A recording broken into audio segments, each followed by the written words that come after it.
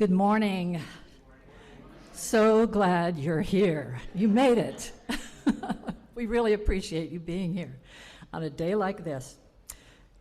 I'm Kathy Dawes. I am very happy to be your celebrant this morning.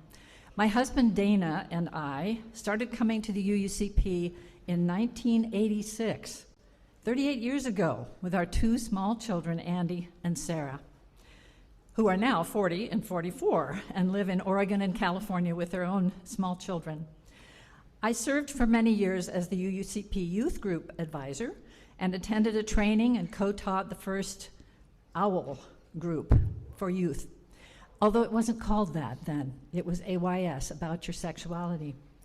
I also loved singing in the choir for many years until recently when my life suddenly became much busier with my participation in petition signature gathering when I was inspired by Reclaim Idaho's co-founders Garrett and Emily Streisich and their good friend Luke Mayville to work on Medicaid expansion, education funding, and now open primaries. I truly feel that my participation with these initiatives has made a difference to Idahoans, and I was thrilled to be asked to serve as the celebrant for today's service with Luke. I'd like to extend a special welcome to all those who are joining us for the first time. We are very glad that you're here. If you've come in person, you should have received a welcome packet with an information card in it. If you fill that out and drop it in the offering basket, we'll be in touch to support you in finding your way in our community.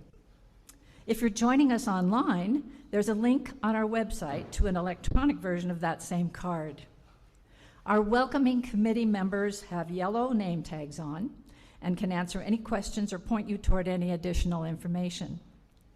Whether you're new or not, please consider staying for coffee and conversation after the service downstairs in our fellowship hall or in our Zoom room if you're online.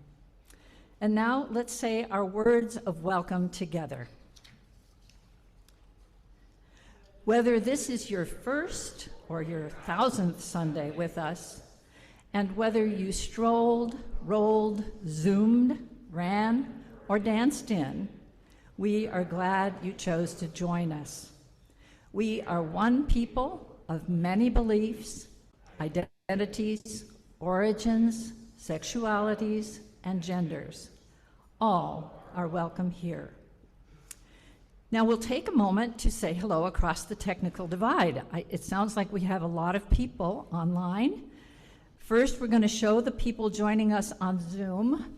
There they are. And if you're at home, please turn on your camera so we can see you and give us a wave. Great, thank you. Now, the people who are attending the service in the building, it's your turn to wave. Thank you. I don't know if there are any announcements. Does anyone have any announcements they know of? Okay. We preface our service by acknowledging our church was built on the ancestral homelands of the Nimiipuu, called Nez Perce, by the French-speaking traders. Oh, we do have an announcement. Okay, come on up. Pam Arbergreen.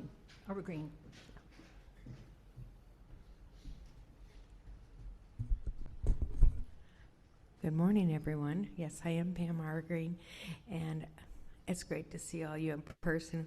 Just drove over here from Pullman.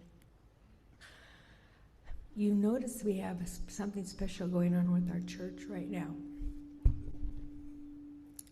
We have some additional members of our church community for some time called Family Promise. Some people are sleeping over and we're going to be eating together. It would be great if these people could get an additional gift from our membership. If you feel so moved to buy a little card at Winco for some groceries, they'd be very appreciated. And hello to all the Family Promise people.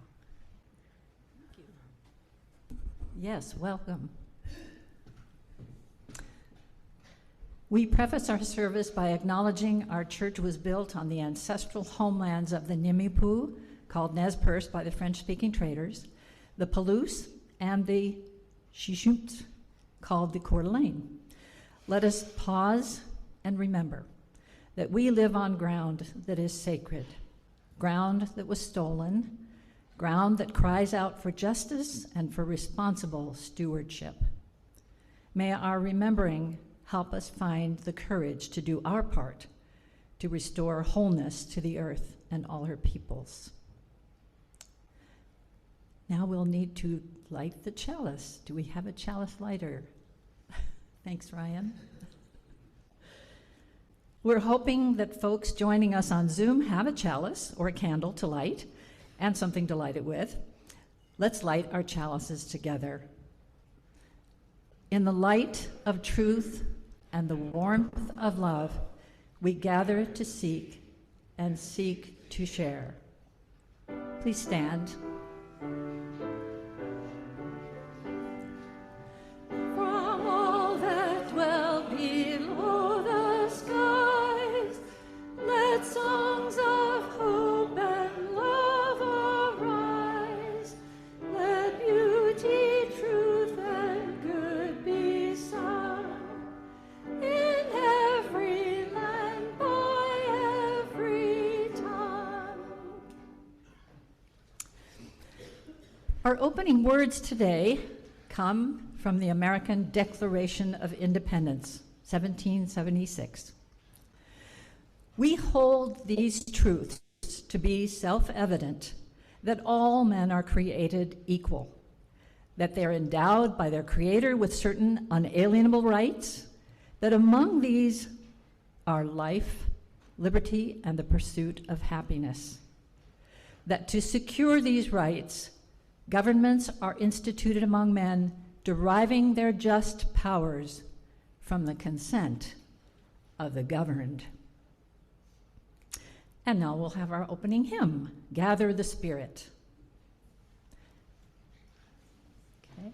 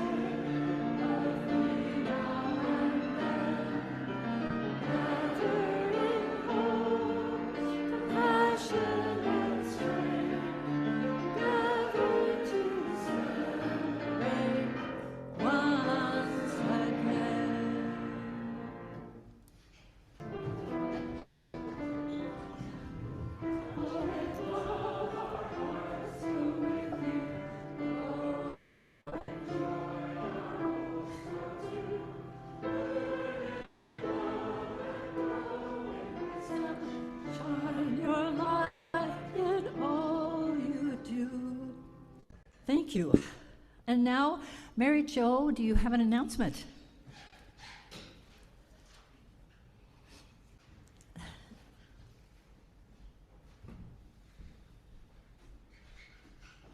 Well, as usual, when I'm up here, it's because I'm representing the Month of Sundays Committee. As you know, we give all of our cash offerings to a local community organization that helps people in Moscow and Pullman, Whitman, and Latah County. This last month, receiving our offering is Alternatives to Violence on the Palouse, and we have Representative Letty from them here to accept a check. Letty is the director of the Moscow office of ATVP.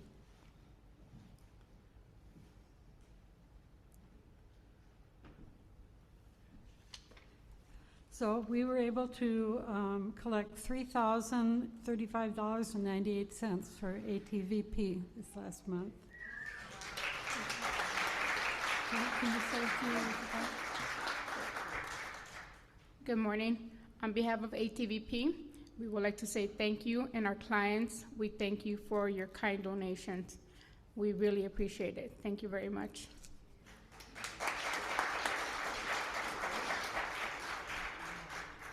That's wonderful. Now let's take a moment to engage in the practice of generosity together. For those of you able to make a financial contribution, the logistics are on your screen. We typically give away all of our cash from our Sunday offerings to local charities, like the last one you just heard from, whose missions align with our values, a program called Month of Sundays. This month, the recipient is St. Vincent de Paul, whose mission is to help local people in need. They visit anyone who requests their help, regardless of race, nationality, religion, or sexual orientation, on a person-to-person basis. Great care is taken to preserve the dignity of the person who is served. All donations directly assist local folks in crisis. To donate, please indicate Month of Sundays on your check or from the online drop-down menu. In the spirit of love and for the continuing work of this church, we'll now take some time to practice generosity together.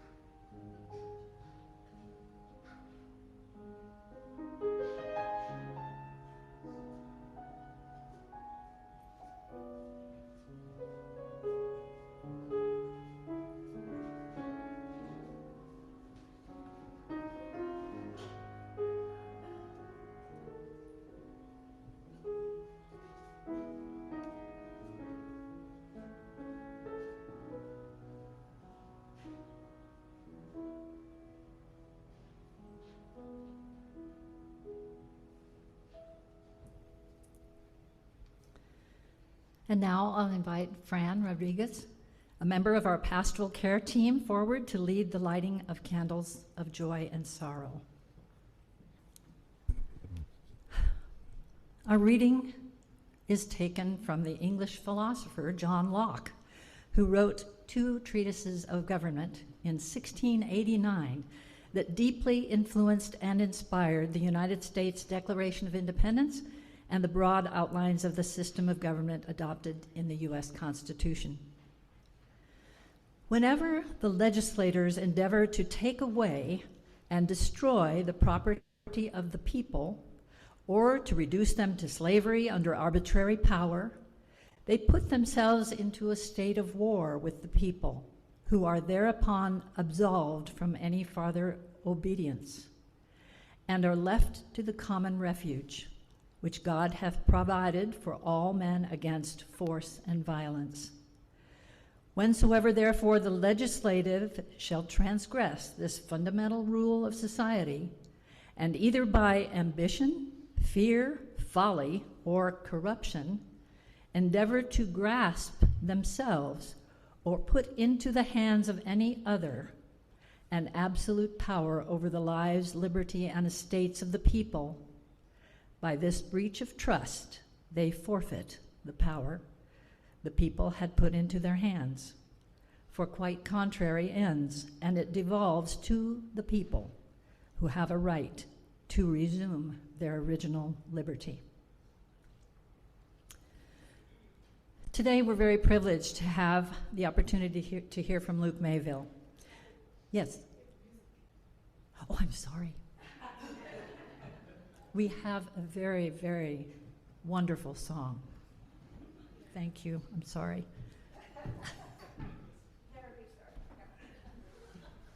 And we'd like you all to join in. Okay, so if you use the hymnal, you might notice that this song is in a minor key.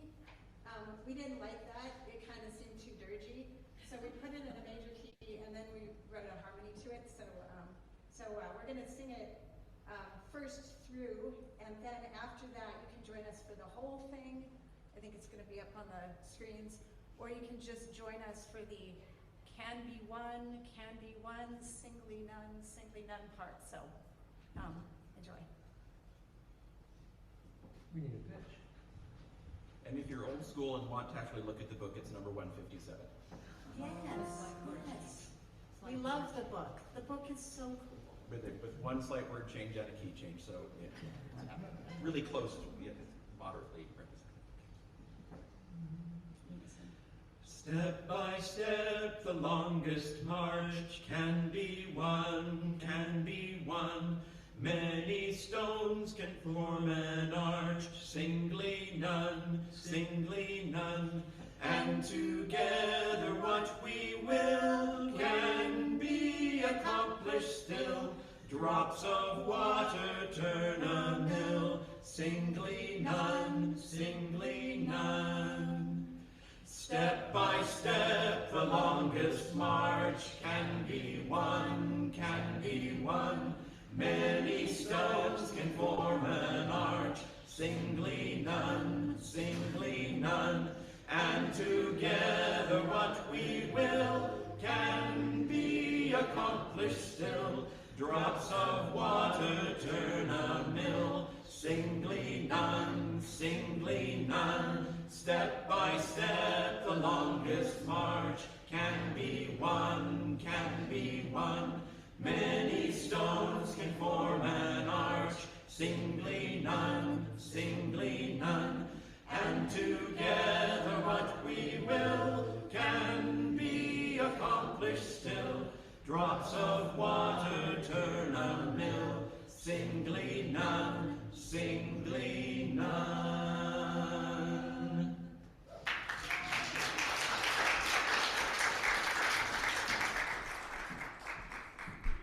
Thank you so much. Oops, am I off now? Oh, there I am. Thank you so much. That was wonderful.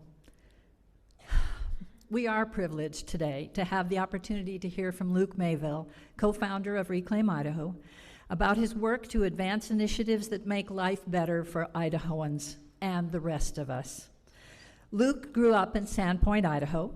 He holds a PhD in political science from Yale University and recently taught civics and political philosophy at Columbia University and Boise State University Honors College. He has written about the ideas of America's founding fathers, including a book on President John Adams. In 2017, he co-founded Reclaim Idaho, a grassroots organization that spearheaded Idaho's ballot initiative to expand Medicaid coverage to over 100,000 Idahoans.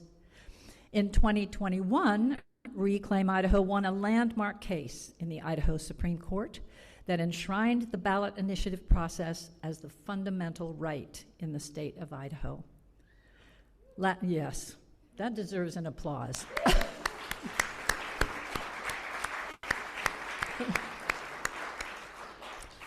Last year, the organization led a campaign that successfully pressured Idaho lawmakers into making historic investments in K-12 education in Idaho.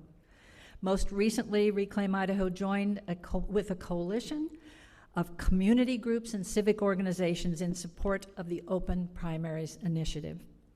Today, Luke will focus on the fundamental democratic ideal of accountability, the idea that all political power is inherent in the people, not in elected officials, and that elected officials must always serve the people and be accountable to them. He will speak to the crisis of democratic accountability that's been brought about by closed primary elections, and the duty of democratic citizens to do something about it. Welcome, Luke.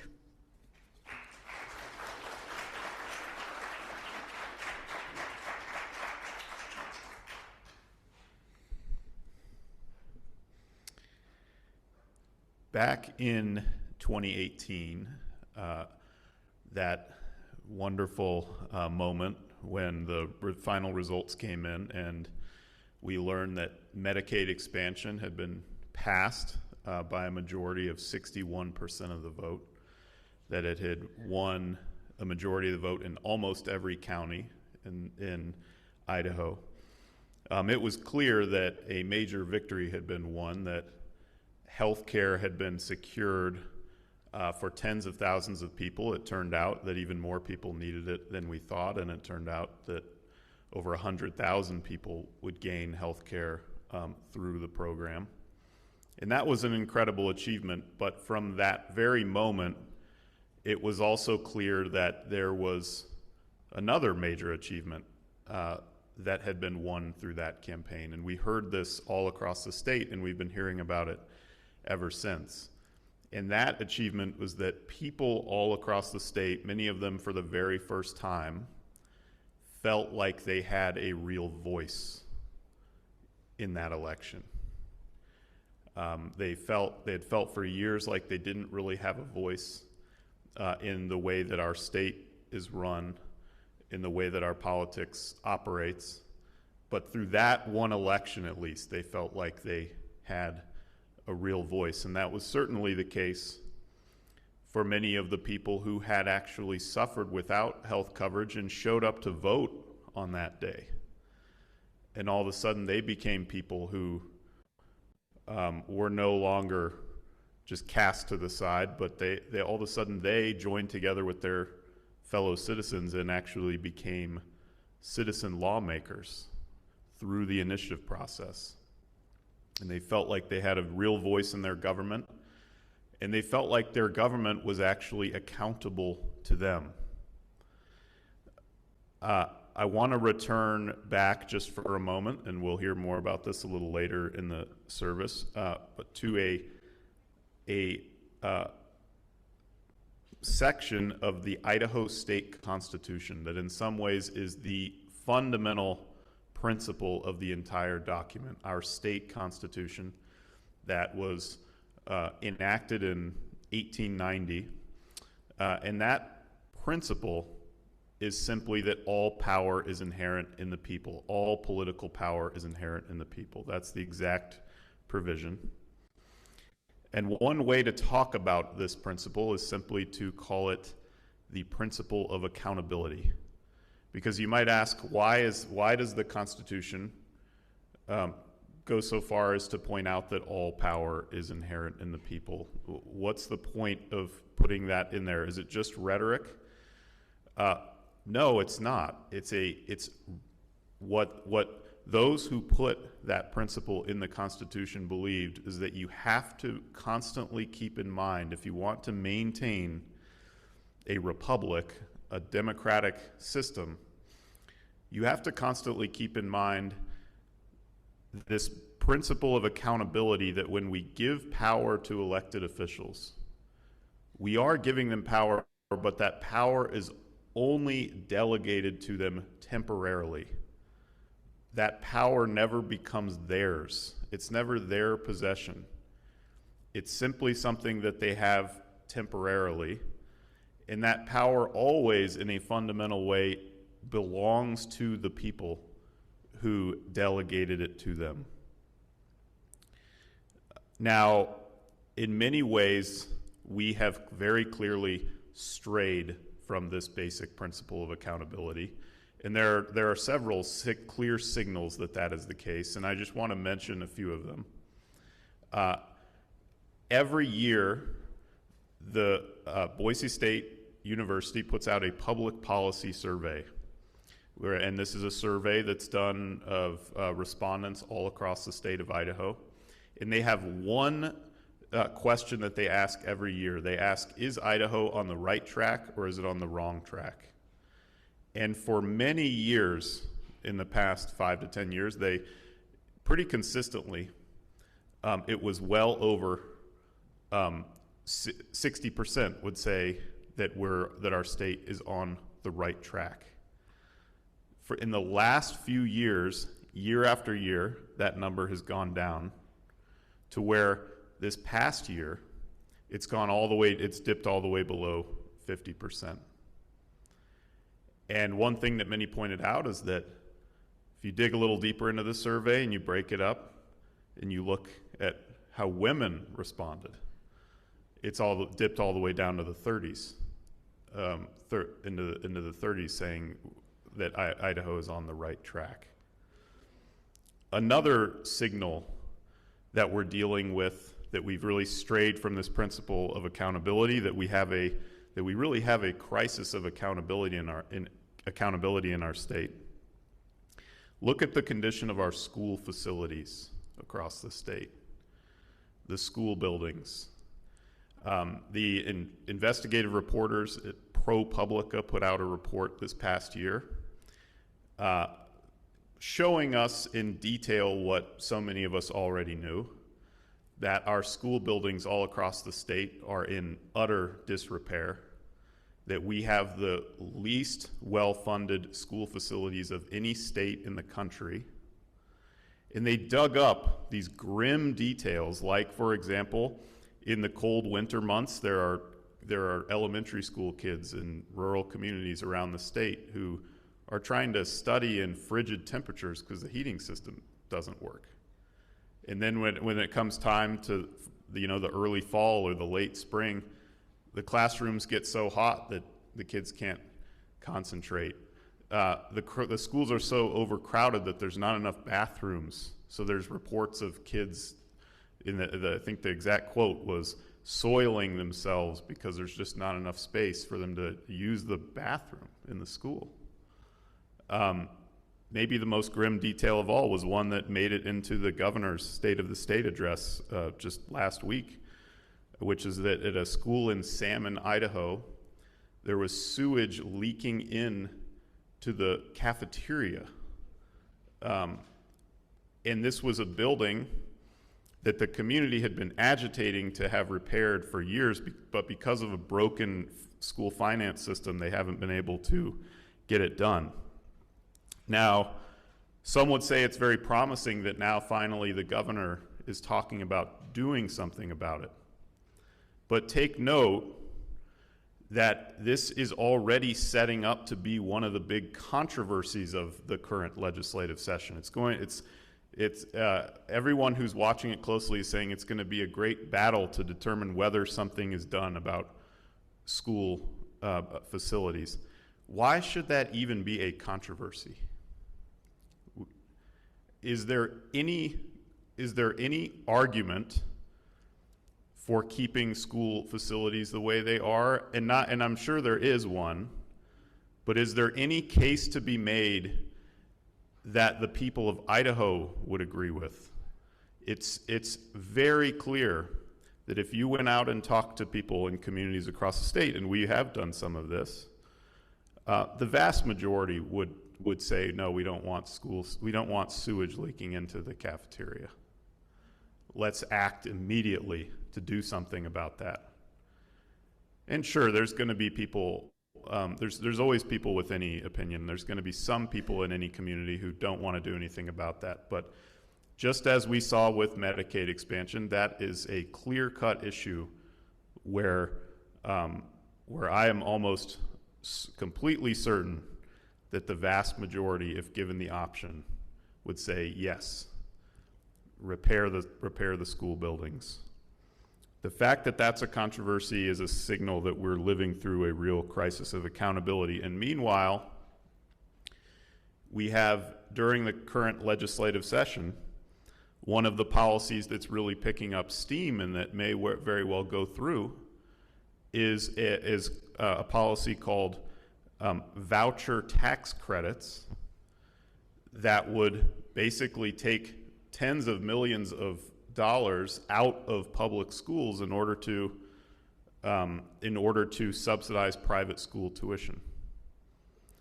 At a moment, again, when our school buildings are in disrepair and worse shape than school buildings are in worse shape than school buildings in any other state in the country, we're actually talking about taking money out of public schools to subsidize private school tuition. Last year, the Idaho Statesman did a survey about what people think of school vouchers in Idaho, and they found that over 60% oppose them.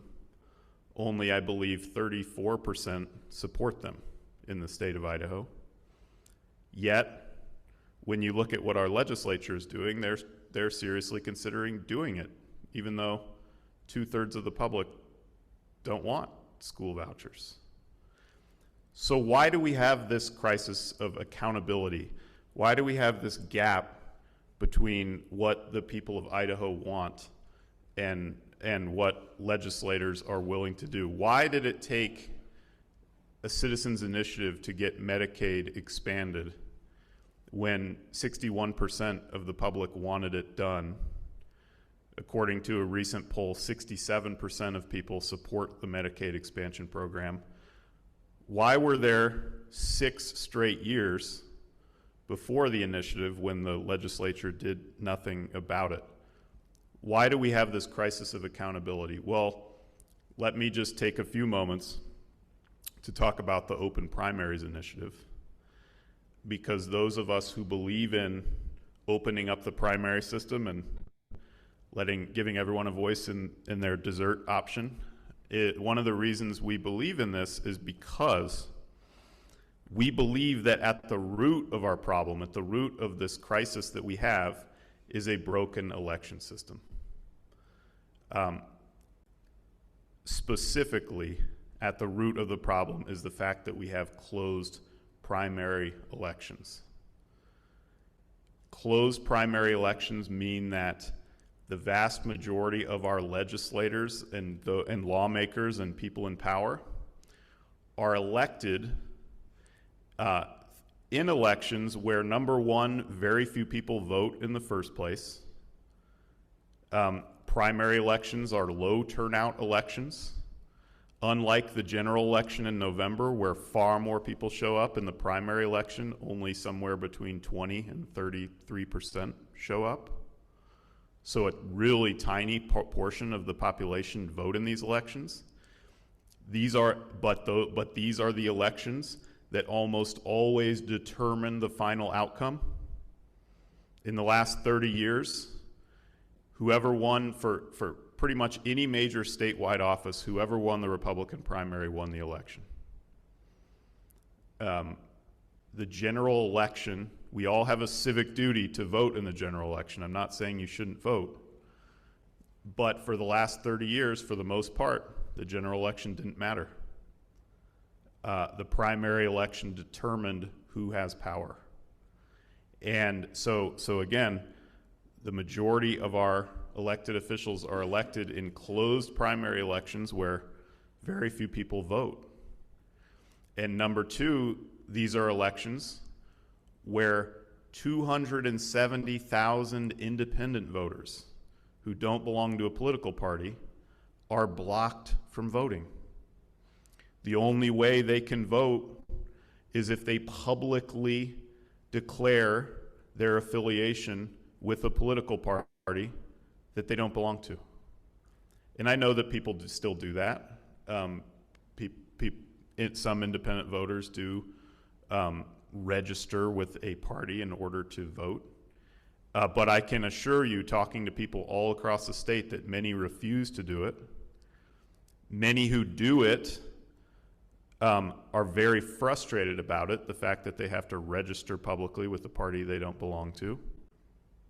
And very importantly, those who currently control the majority party in the state are trying to make it nearly impossible for independents to participate in the party. They're trying to, in the party primary, they're trying to make it much harder than it currently is. So we have a system where the majority of our elected officials are elected in closed primary elections, where very few people vote, where 270,000 independent voters face these high hurdles to participating. And then finally, number three, these are elections where special interest groups have an enormous amount of influence. Because if you're a special interest group that wants to really control the outcome of an election by spending a lot of money and supporting the candidate who agrees with your agenda, it's a lot easier to do that when there's very few people voting in an election. The basic principle in special interest politics, smaller groups are easier to control. Smaller groups are much easier to control because you can direct your advertising towards a much smaller group of people, and if you can sway them, you can sway an election. So we've ended up with a system that really strays from this basic principle of accountability, this idea that all power really is inherent in the people, and that officials are supposed to be accountable to the people, because we've ended up with a system where elected officials are accountable not to the people as a whole, but to a really small group of people who vote in closed primaries, and they're accountable to special interest groups that have a huge amount of influence in those primary elections. That is a serious problem, and the Open Primaries Initiative takes that problem head on. And I'll give just the quickest description before closing. What the Open Primaries Initiative, as you've seen with the walkthrough that Kathy provided earlier, it does two major things. It creates an open primary election, and then it establishes ranked choice voting in the general election. So the first part is that it ends closed primaries. It says everyone can vote in the primary regardless of party affiliation. If you're a registered voter, you can vote in the primary. It doesn't matter what party you belong to or if you have no party. And everyone will vote on the same ballot. And importantly, all candidates, regardless of party, will appear on the same ballot. So if you're voting for governor, for example, you might see a ballot in the primary with 8 options. It might be 4 Republicans, 2 Democrats, 2 independents. All you do, just as you did with the desserts, you choose your favorite one, and that's it. The ranked choice voting process in a moment, but that does not exist. We're not proposing that for the primary. In the primary, you just pick your favorite candidate, and that's it. In the general election, the top 4 candidates who got the most votes go on to the general election. And at that point, you can, just like you do now, you can pick your favorite candidate, but you also have the freedom, if you want to do what you did a few minutes ago and rank the 4 candidates 1 through 4. If you want to, you can only rank 2 of them or 3 of them, but you can rank up to 4 of them. So again, imagine you're voting in an election for governor. There might be 3 Republicans and 1 Democrat on the ballot. We predict that's fairly likely in a state that tends heavily towards Republicans. There's going to be 3 Republicans and 1 Democrat. In some cases, there might be 2 Republicans, a Democrat, and independent. All you have to do is just rank them 1 through 4. Again, if you want to, you can only rank 1 or only 2. But you just say, who's my first choice, who's my second choice, third choice, fourth choice. And that's it. That's all you do to vote, and you're done. The only part that is a little more complicated is that part about how the votes are counted, and I'll just do the quickest run through again, just to reiterate what Kathy already mentioned earlier, or what she demonstrated earlier. The way it works is the very first thing that happens is all of the first choices on the ballot are counted. If once those first choices are counted, someone gets over 50% of the vote, right then and there you know that they won the election. But the counting doesn't stop there, and this is especially important if no one got over 50% in that very first round. The counting goes on to a second round. And in the second round, what happens is whoever got the least first choice votes, whoever came in last place, gets eliminated. And if you voted for that last place candidate, your vote's now going to go towards your second choice.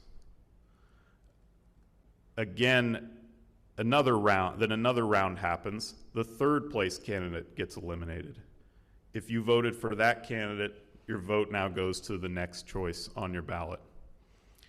Once there are only 2 candidates left, it's simple at that point, whoever has the most votes wins. Now, as you could see with the example earlier, the beauty of this system, why so many people all across the country love the system of ranked choice voting, is that it guarantees that the winner of the election has broad support. It guarantees that the winner was a consensus candidate who has broad support from the community, and that you couldn't get. It wasn't enough for the chocolate cake to only be supported by 30% of the people voting. It actually had to prove, as the candidate, that it had broad support from the community, even if it was the second choices and third choices. And that goes to the heart of what of the whole entire principle, the entire value that we believe in, which is that all power is inherent in the people, that elected officials really should be accountable to the broader community and not just to one narrow group. We want elected officials who really do represent the broader community. And that is that bedrock principle at the core of this initiative, giving power back to the people and restoring accountability in elected officials. The primary reform does that by giving independents, 270,000 independents, a real voice in primary elections. Suddenly now, if this reform were enacted, candidates and elected officials would actually be concerned with what independent voters think, because they have to appeal to them in the primary election. And then in the general election, suddenly elected officials, candidates are going to be a lot more accountable to the broader community, because they now have to care about all those second choices and third choices. So they're going to want to appeal to a much broader part of the population. I'll just close by recalling a fact about our history, which is that we've been here before. We've faced crises of accountability in our past. And there's one in particular I want to mention. Back in the early 20th century, in 1910, 1911, there was a great deal of concern that here in Idaho, our legislature had been captured by special interest groups, by captains of industry, by, monopolized industries like the railroads, by party insiders who were controlling everything behind closed doors. The citizens wanted to restore accountability to our political system, so they stood up and with allies in the legislature, They proposed a major constitutional amendment, and they enacted it in 1912. And what that constitutional amendment did is it created for the first time the ballot initiative process. It created the ballot initiative process, which allows people to propose their own laws, just like Medicaid expansion, just like the open primaries initiative. At the same time, they established the citizen referendum process, which gives voters a chance to vote down laws that the legislature has passed that they think are unjust. They established the recall process, which allows voters to actually remove elected officials from office if they feel like they've become unaccountable or violated their trust. As we recently saw, was used very effectively in West Bonner County when the school board seemed to really stray from what the community really wanted. The people in that community were able to stand up and recall several of the school board members and restore some accountability to that district. The citizens of Idaho have done this before. Certainly throughout our nation's history, we can point to all kinds of episodes of citizens standing up and demanding reform.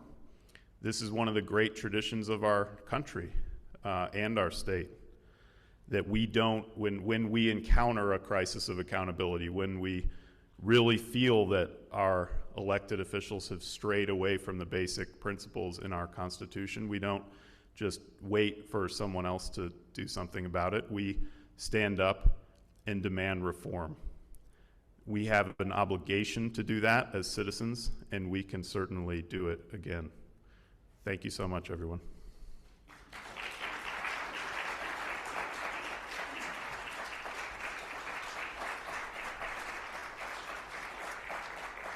Thank you so much, Luke. Let's join in the hymn, The Fire of Commitment, which I think is very appropriate today after this very inspiring talk. Thank you.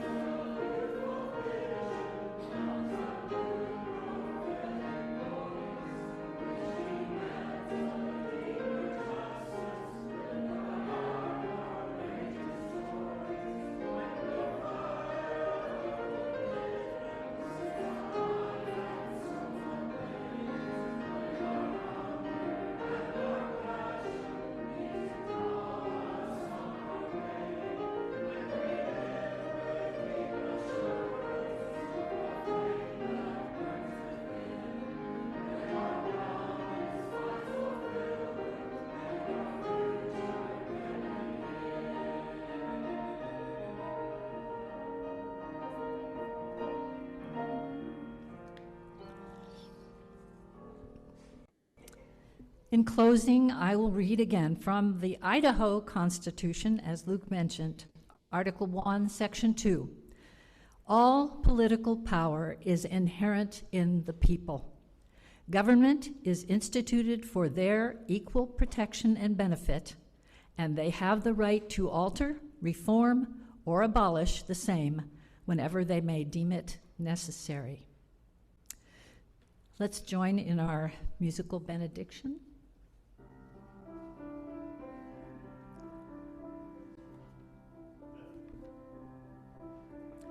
There is a love holding me. There is a love holding all that I love. There is a love holding all. I rest in this love. There is a love holding us. There is a love holding all that we love. There is a love holding all. I rest in this love.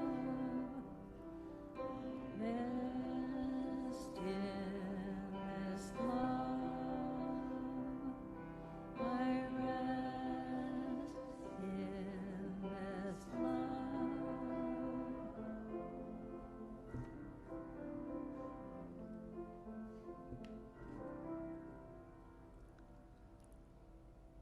And now please join me in the words for extinguishing the chalice. We extinguish this chalice that it might glow gently in our hearts. May it light our paths as we leave this place. May it guide our way until we are together again. Please join us downstairs for coffee and petitions to sign.